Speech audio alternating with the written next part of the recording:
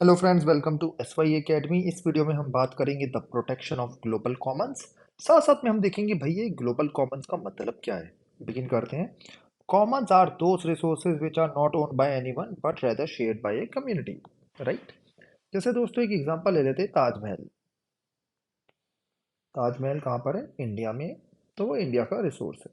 ठीक है। हम ऐसे तो आप कह सकते हो शाहजहाँ का है, लेकिन शाहजहाँ तो आज है नहीं। ठीक है, तो इंडिया का है। अब स्टैच्यू ऑफ लिबर्टी कहाँ का है? यूएसए का है। ठीक है।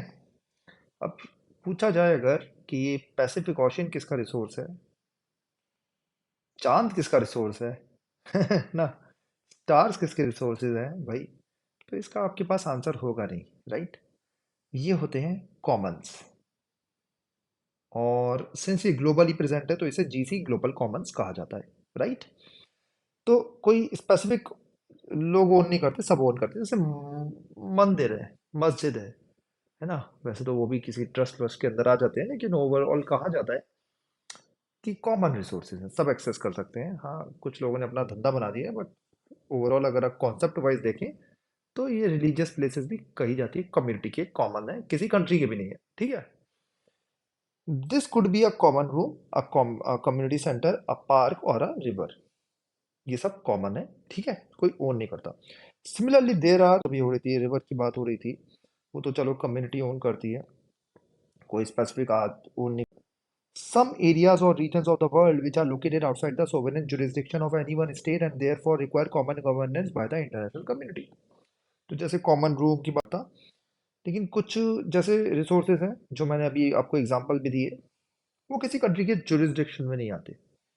आते हैं तो किसी एक के नहीं आते, पांच छह के में आते हैं, जैसे बे ऑफ बंगाल आप कह दो। राइट। तो इसके लिए इंटरनेशनल कम्युनिटी की गवर्नेंस चाहिए होती है।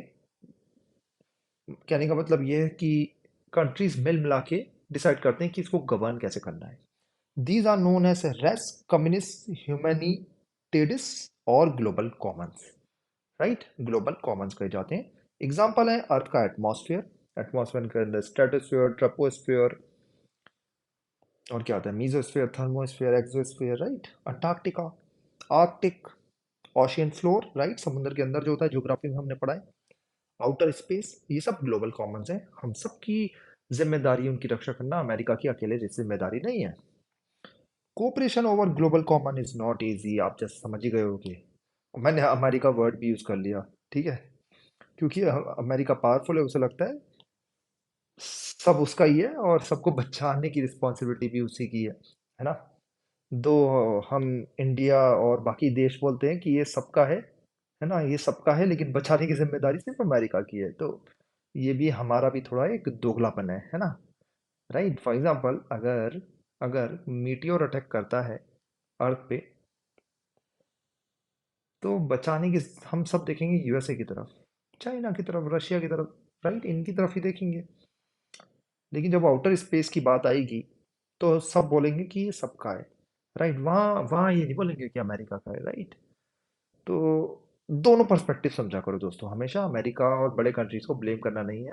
हाँ, काफी ज्यादा तो वो गलत नहीं है कि एक्सप्लॉइट तो कर ही रहे हैं, चांद को ही एक्सप्लॉइट करने बैठ गए हैं। राइट। लेकिन ये भी समझो कि अगर कुछ इशू आता है तो वही प्रोटेक्ट करेंगे। Very soon we will have ecological degradation of the moon, जो भाई अभी मैंने आपको समझाया, मून पे सब जाने वाले बैठ जाएंगे। अमेरिका भी अभी रिसेंटली फिर से जा रहा है। राइट। चंद्रयान में भी टू भी जाएगा, देखते हैं कितना सक्सेसफुल होता है। Hope for the best. तो इकोलॉजिकल डिग्रेडेशन भी हो जाएगी, और कभी ऐसे countries, just imagine Sudan, Bhutan, है ना, इनके तो कभी जाने ही नहीं वाला कुछ। Right. There have been path breaking agreements such as 1959 Antarctic Treaty, 1987 Montreal protocol, जो किससे रिलेटेड था, कोई कमेंट सेक्शन में लिखेगा क्या ये ग्रीन हाउस गैसेस से रिलेटेड था या ये ओजोन लेयर से रिलेटेड था। राइट। था किससे related Montreal protocol, comment section में लिखिए। ऐसी 1991 अंटार्कटिक एनवायरमेंटल प्रोटोकॉल है। आउटर स्पेस ट्रीटी भी एक साइन हो चुकी है। ट्राई करा है दुनिया ने कि चलिए कुछ बनाने की ट्राई करते हैं। Right. A major problem underlying all ecological issues related to the difficulty of achieving consensus on common environment. Platforms पे आना ही टफ है। ठीक है। A major problem underlying all ecological issues relates to the difficulty of achieving consensus. Consensus कैसे लाएं, सब लोगों को एग्री कैसे कराएं, राइट?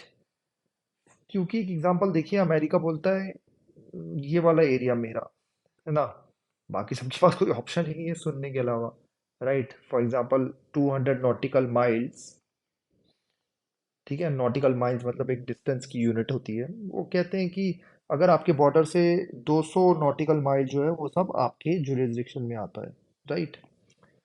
अब 200 क्यों लिया है, क्या रीजन है, राइट? तो कंसेंसस समझाने का मतलब ये है कि कंसेंसस क्या है, कंसेंसस लाना टफ है। Agendas on the basis of vague scientific evidence and time frames. तो on the basis of scientific evidence and time frames, क्योंकि साइंटिफिक एविडेंस एक तो वेग है, वो डेवलप हो रहा है, और काफी कंट्रीज के पास साइंटिफिक एविडेंस है ही नहीं, अफ्रीका के देशों को क्या पता है ना। In that sense, the discovery of the ozone hole over the Antarctic in the mid 1980s revealed the opportunity as well as dangers inherent in tackling global environmental problems. तो ओजोन होल जब पता चला तो सब डर गए कि क्या करें, क्लोरोफ्लोरोकार्बन को कैसे एकदम से रोक दें। रोके तो कौन रोके, क्या बड़े बड़े कंट्रीज रोक देंगे, चलो अब ये छोटे कंट्रीज अफ्रीका, इंडिया, ये सब कैसे रोकेंगे। बड़ा कंसर्न थे उस टाइम में, ठीक है। तो अपॉर्चुनिटी भी थी कि हम कैसे चीज़ों को समझ के साथ आ सकते हैं।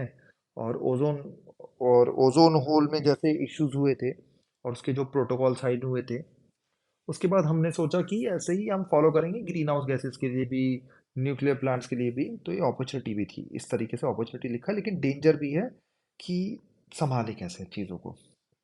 यहाँ एक क्वेश्चन लिखा हुआ है, find out more about the Kyoto protocol which major countries did not sign it and why.